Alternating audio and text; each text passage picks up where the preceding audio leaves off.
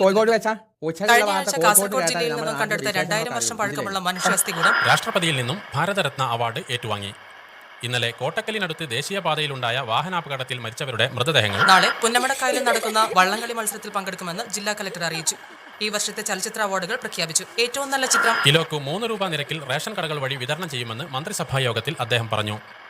സംസ്ഥാന ജീവനക്കാർക്കും അധ്യാപകർക്കും അടുത്ത 24 മണിക്കൂർ നേരത്തേക്ക് പ്രത്യേക കാലാവസ്ഥാ മുന്നറിയിപ്പൊന്നുമില്ല. ഇന്ത്യയും ശ്രീലങ്കയും തമ്മിലുള്ള ഏകദിന ക്രിക്കറ്റ് ടെസ്റ്റ് മണിക്കൂറിൽ 45 മുതൽ 55 കിലോമീറ്റർ വരെ വേഗതയിൽ കാറ്റടിക്കാൻ സാധ്യതയുള്ളതുകൊണ്ട് മത്സ്യബന്ധനത്തിൽ ഏർപ്പെട്ടിരിക്കുന്നവർ ജാഗ്രത പാലിക്കണമെന്ന് ഫിഷറീസ് വകുപ്പിന്റെ പ്രത്യേക അറിയിപ്പിൽ പറയുന്നു. സംസ്ഥാനത്ത് നിലവിലുള്ള സൗഹാർദ്ദാന്തരീക്ഷം തകർക്കുന്നവരെ കാലിക്കറ്റ് യൂണിവേഴ്സിറ്റി ഡിഗ്ലിറ്റ് നൽകി ആദരിച്ചു. 2 ദിവസത്തെ ഔദ്യോഗിക സന്ദർശനത്തിനായി രാഷ്ട്രപതി നാളെ കേരളത്തിലെത്തും. രാഷ്ട്രപതിയെ സ്വീകരിക്കാൻ തലസ്ഥാന നഗരിയിൽ വിപുലമായ സന്നാഹങ്ങളാണ് ഒരുക്കിയിരിക്കുന്നത്. ഈ വർഷത്തെ ചലച്ചിത്ര അവാർഡുകൾ പ്രഖ്യാപിച്ചു. ഏറ്റവും നല്ല ചിത്രം